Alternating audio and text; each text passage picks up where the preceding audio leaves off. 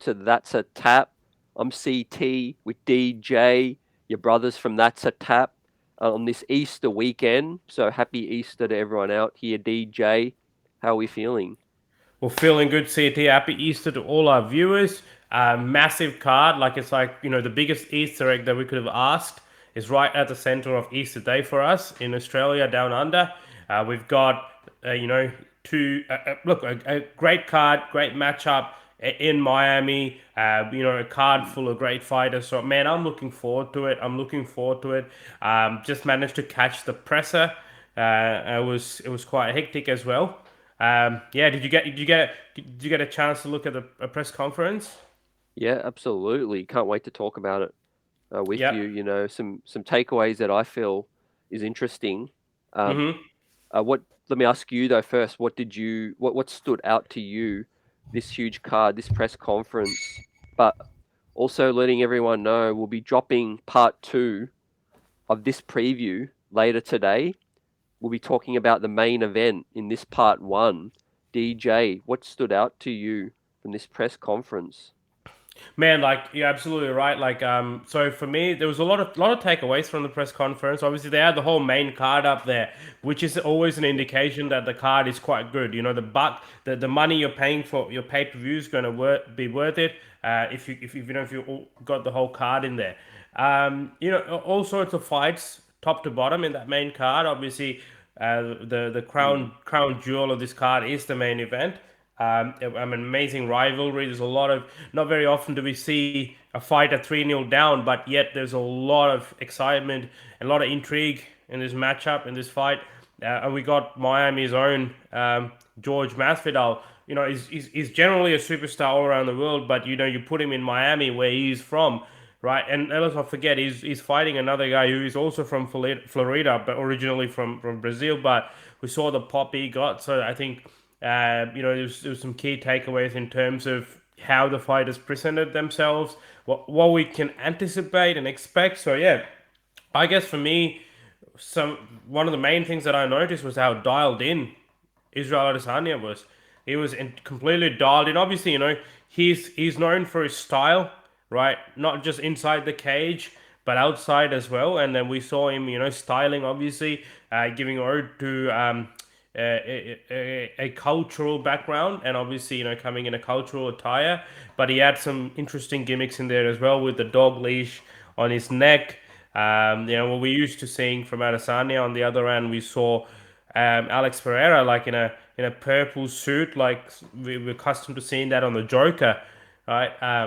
Maybe he's being that perfect villain in this whole yeah. storyline. So he also kind of reminded me of a Brazilian John Wick. The way he was calm, collected, and poised. Yeah, man, it was great to see that. The pop that Masvidal got, probably by far the biggest. Right, I was not surprised at all.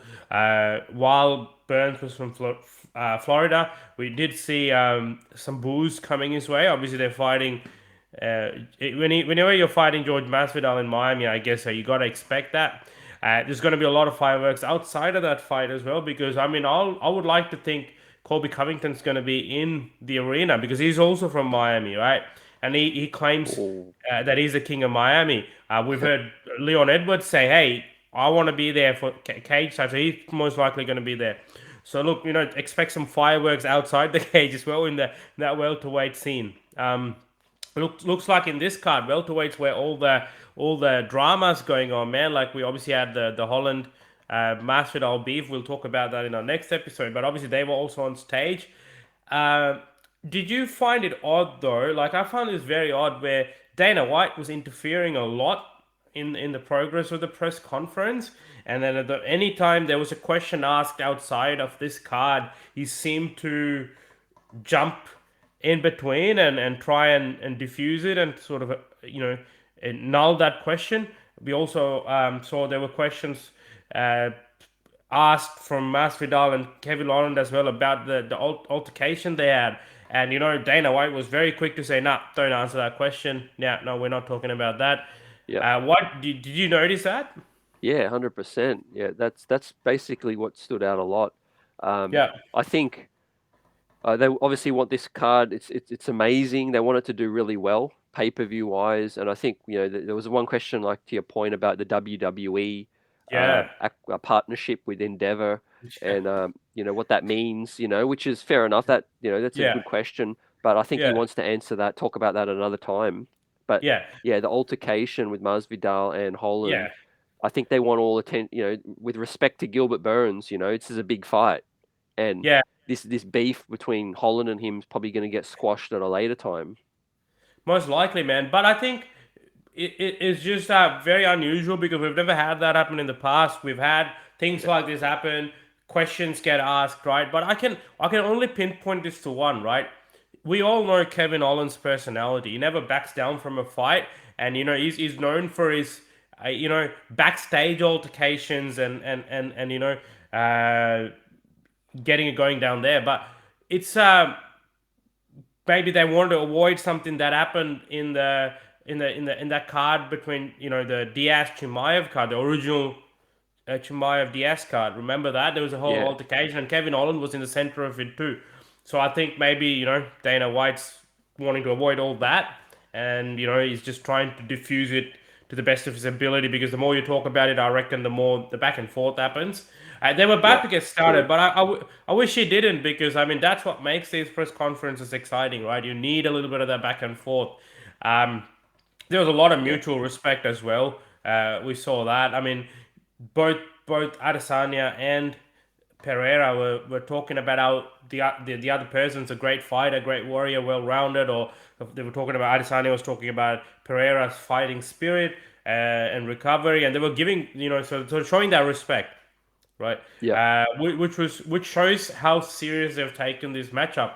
You can clearly tell that Israel Adesanya is not going into this fight, undermining his opponent, thinking, "Oh, look, I was winning 99% of my last fight until that unlike got clipped." And we can see Alex Pereira not going into this fight thinking, "Hey, you know what? I've got the best out of this guy. I've come out on top 3 times in the past. I'm just going to do the same." He's not taking it lightly either. They seem like they're treating this as like a one-off matchup, and they're putting all their focus into it. yeah, yeah, definitely. The other thing was obviously Miami. Salute to everyone out there. I haven't been there in 20 years, so Yeah, the crowd was great. Um, Gilbert Burns, was quiet, pretty pretty quiet. quiet. I Yeah. felt. Yeah, Yeah, I was thinking there would be. See, this is the thing, right? Going into this fight, into the press conference, I was expecting Adesanya and Pereira. I expected it to go exactly how it did, right? yeah, Even the face off, right? The intense face off, because obviously Alex Pereira's first language is not English, right? We know that obviously he's not very comfortable conversing in English, so he needs that translator. Whenever that translation comes to play, the intensity kind of tends to drop off. So I wasn't expecting too much back and forth between them, but obviously I was expecting a lot of statements from each individual, which they did. They're talking about how they were going to make a statement, how Izzy's obviously going to show it inside the cage. He's going to show his warrior spirit, and Alex Pereira saying like I'm coming to fight. I'll show you that I can beat this guy again. But I was expecting a lot more. Uh, you know, mouthing between trash talk. Yeah, trash talk, yeah, between Masvidal and Gilbert Burns, because there was a lot said before the fight. We had Masvidal calling him a bitch and saying, "Look, keep my name out of your mouth," and then just claiming that he never got the fight offered. Gilbert Burns is lying, and then Gilbert Burns was saying, "Oh no, I got the fight offered." Masvidal didn't take it, and then they were quite respectful. Even the face off, it was not much. There was a nod at the end. Um, but yeah, look, and Kevin Holland was Kevin Holland, but like I guess if Dana White hadn't interfered, we would have seen a little bit more trash talk, seen a little bit more fire in that press conference. But yeah, look, man, overall decent press conference. yeah, definitely. And Rosas also took part. Are Yeah, you a fan? Let me just ask you about these press conferences. Are you a fan of the whole card? yeah, it Being up there depends. It because like depends, man. a lot of dudes don't get a chance to speak much usually. Exactly, and especially when you have such an exciting fan favorite main event, the focus is always going to be on that. Or if you have a superstar in your card, It's a lot of focus on we see this around Conor McGregor press conferences, but we've seen as of late, whenever Conor McGregor fights, those conferences are just him. It's just Conor McGregor and his opponent, right? Because all the questions are going to go to him, and we did see that. One thing we did see here, though, the questions were evenly distributed, not the quantity of it, but everyone got an opportunity to speak. Even Raul Rosas Jr. and his opponent as well, they got an opportunity to speak as well. To answer your question, though, I'm not a fan of the whole card being there for every single press conference, if that makes sense, Yeah, right? I mean, there are sometimes it just doesn't make sense, and there are people who don't feel comfortable talking. There's a lot of discomfort when no questions are asked. So yeah, look, I think I'm not yeah. a massive fan of it. Like, if you have a really good main event, then just maybe do the main event and the core main or something along the lines of that. Obviously, lesser the number, the more everyone will get asked a question. Yeah, maybe this has to do with like guys speaking, different languages, and Yeah. it wasn't really Izzy was very like uh quietly spoken, wasn't Yeah, able to really trash talk a lot, just they just both seem so locked in that the yeah. main event didn't want to do much talking. No, but Izzy said that from the very get go, right? Like, I don't want to do any talking. I want to do my talking in the cage. I'm only talking because obviously it requires me to. You're asking questions and you guys Yeah, want me to, but ultimately I'd prefer not to. I want to just focus on fighting. This fight camp and this fight, it's gonna be, less talking and more action. And that's what he implied, that's what he said, and I think he's staying true to his word. I mean, you're right. Usually we see some really good one-liners from Adesanya, but we didn't really get too much of that. yeah, Today I think one of my favorite ones was, this is like a like a dog's leash, and I'm about to be unleashed. yeah. In that cage. I like that. I like that. Yeah. With that, yeah. So I got a two-part question now for you, BJ. This is the fourth fight between the two. Obviously, the second to be in an MMA setting. Yeah. Uh, how much of what's taken place in the past do you think will impact this fourth fight? And then Yeah. I'll follow up with the second part. Yeah. No, great question, CD.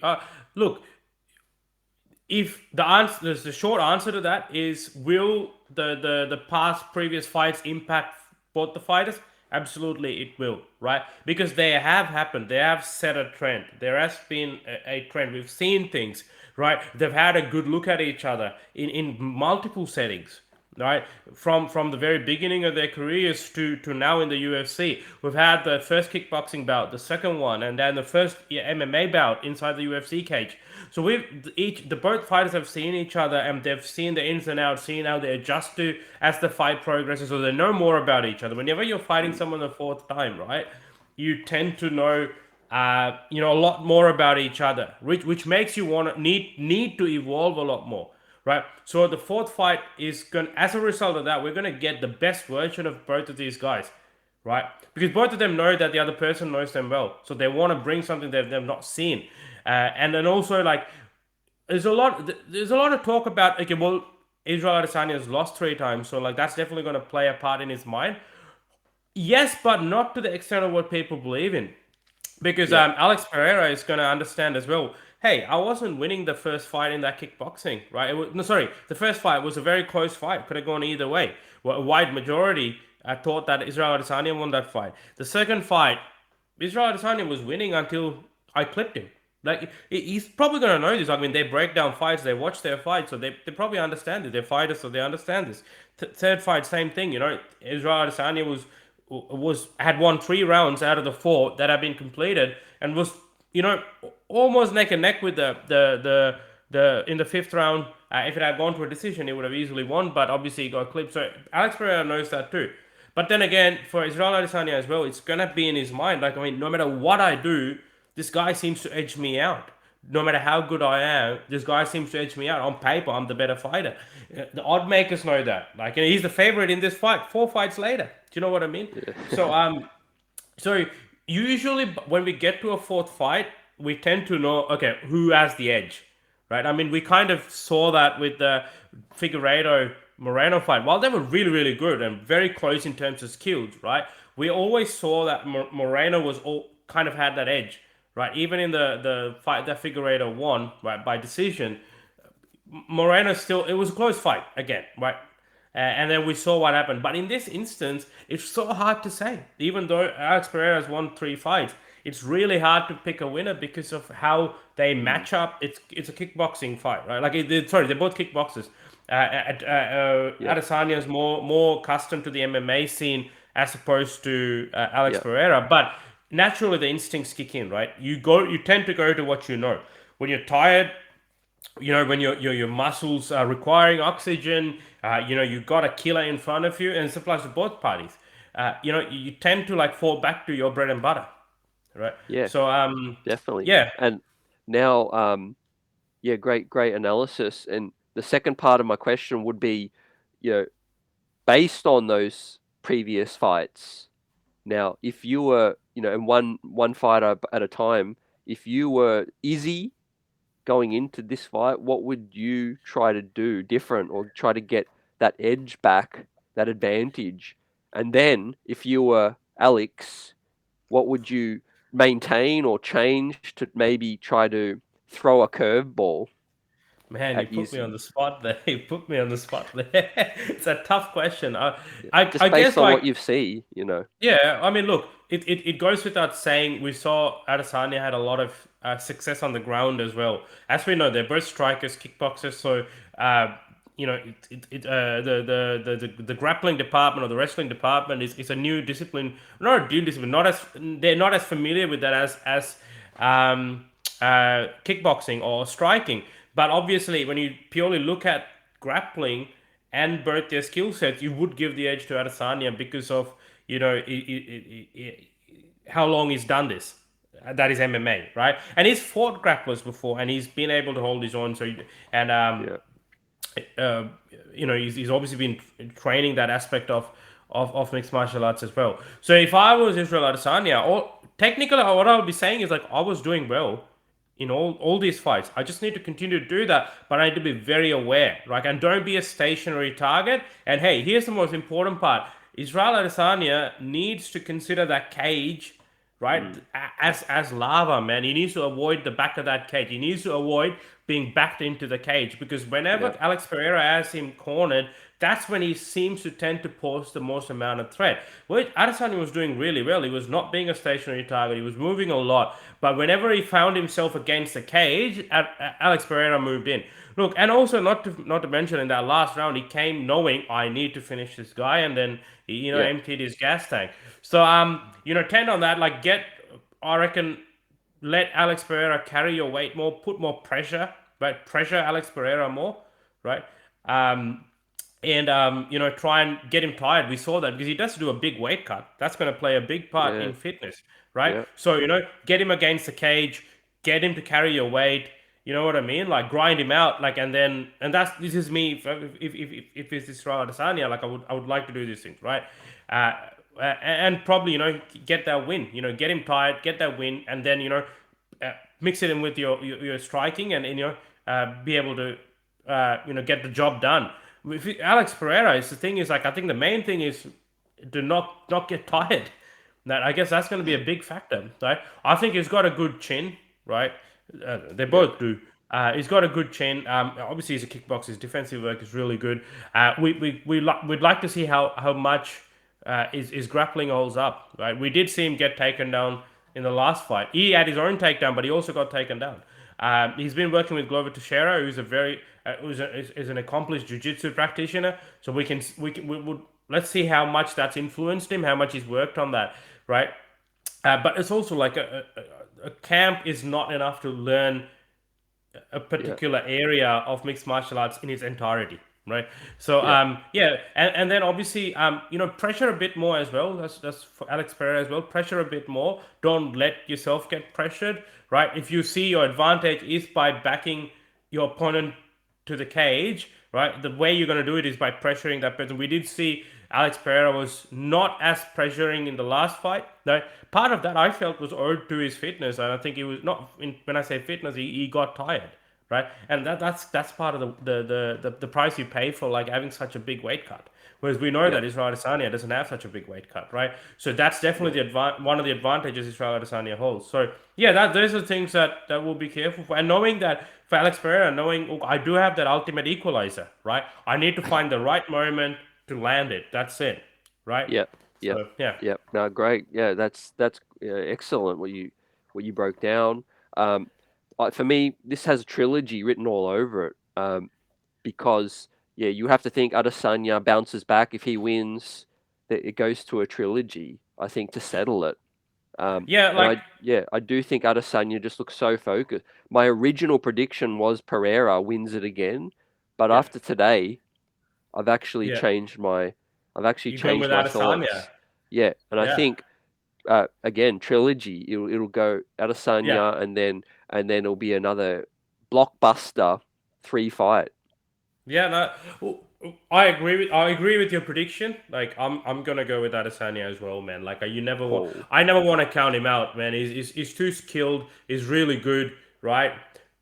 Having said that, like, I want to acknowledge that it is not like I'm not making this prediction very easily. Oh, you know, it's gonna be it's an yeah, easy prediction. It's not like it's a very tough one because while even in the past fights, Alex Pereira was losing up until he wasn't, and he got that knockout or TKO. I'm not just talking about MMA, even the kickboxing one.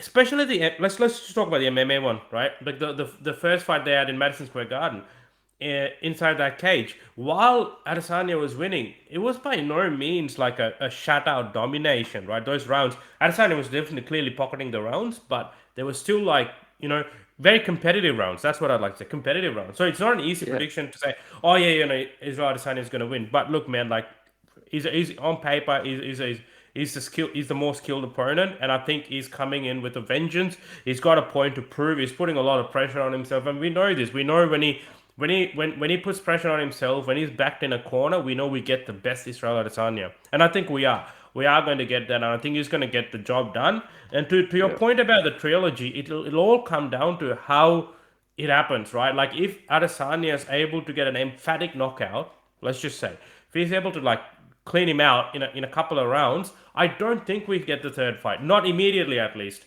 right? Because what it means is that we've actually, whether it's inside the cage or not, we've seen these guys now fight 4 times.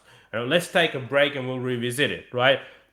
Because it'll still remain 1-1 inside that cage. Now, if Alex Pereira were to win, obviously the trilogy is not going to happen. At least again, not immediately, and it might take an even longer, right? yeah, I also think if Alex Pereira were to win, maybe he will defend the title one more time, or maybe a couple more. But his time at middleweight is quite limited. I think he does go up with that weight cut that he yeah. has, and he might even attempt for double champ. Right, he's He in a could good be position to huge. do that.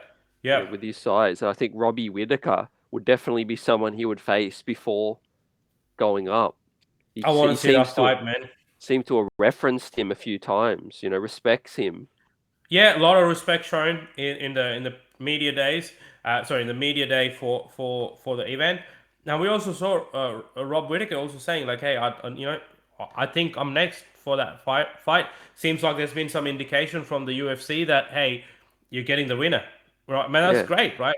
That would be great. So yeah, yep, yeah, I'd because love to see.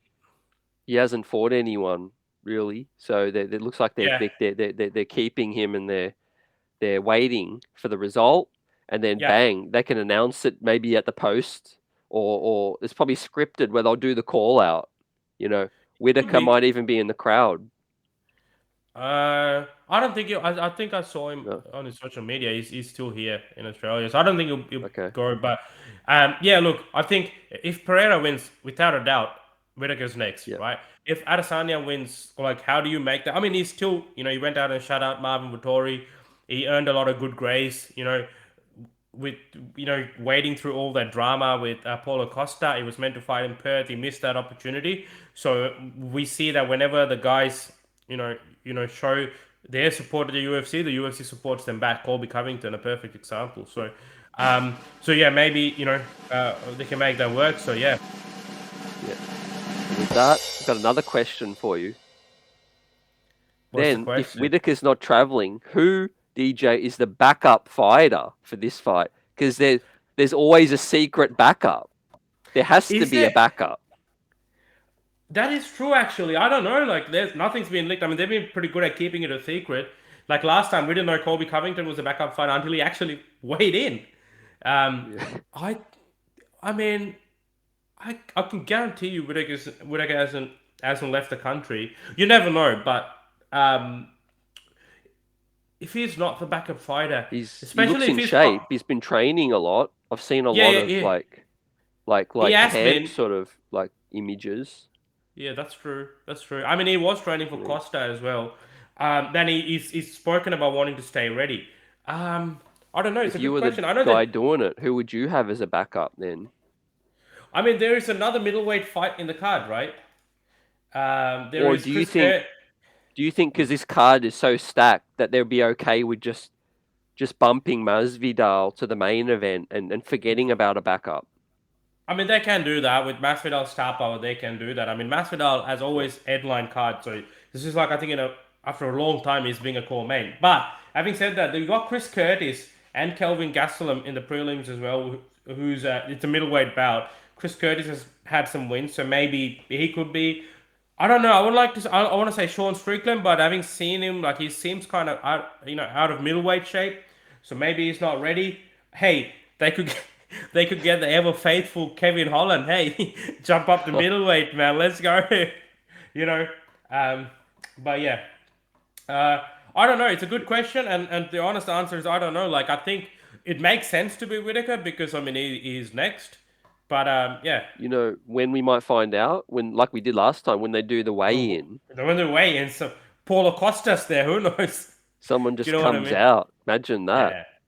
Yeah. Um, No, I think with Hamzat, the maybe. yeah, Hamzat could be, but I think Hamzat's gonna fight Costa, man. I think Hamzat will fight Costa, right? And then Whitaker will fight the winner of this fight, I reckon. Yep. Okay. He'll fight for the belt again. Yeah. Yep. Well, yeah. Well, this has been fun. I can't wait. Yeah, our predictions were both Adesanya. Yeah. Um, For the main before we event. get for the main event, we'll talk about in part 2 again, which will drop later today. But Yeah. how is it gonna take place? I'm gonna say decision, man. I'm gonna say decision. I'm gonna say Adesanya is gonna outpoint him, right? Okay. But let me just quickly say this though, like it brings an interesting perspective, right? Because we know Adesanya's style of fighting. He's a counter striker. He's an elite counter striker, right? So unless your opponent goes first, right? Adesanya's happy to wait and let your opponent do the thing, right? Now this was when he was a champ, right? Now, Alex Pereira, being a kickboxer, he's also a really good counter striker, and he is also very comfortable for his opponent to make the move, and he can counter him. So now, Yeah. with Alex Pereira being the champion, the onus is on Israel Adesanya to do the pressuring because if they both tend to sit and wait for a counter striking battle, I feel if it were to go to a decision, obviously Alex Pereira being the champion, you know will find that victory, right? So Yeah. it's an interesting thing to look at, right? Yeah. Israel Adesanya finds himself needing to pressure, which actually works in his favor anyway. So yeah, Yeah, I agree. yeah, Yeah, absolutely. Well, yeah, happy Easter, everyone. Part 1 of the preview 287 Miami UFC this weekend. Stay tuned for the next episode where we'll talk about Masvidal. We'll talk about yeah, Gilbert Burns and the beef between Kevin Holland and man. what else is happening on this card. Stay tuned. Appreciate you. That's a tap, DJ. Let's Absolutely, talk man. soon. Let's talk soon. Catch you later.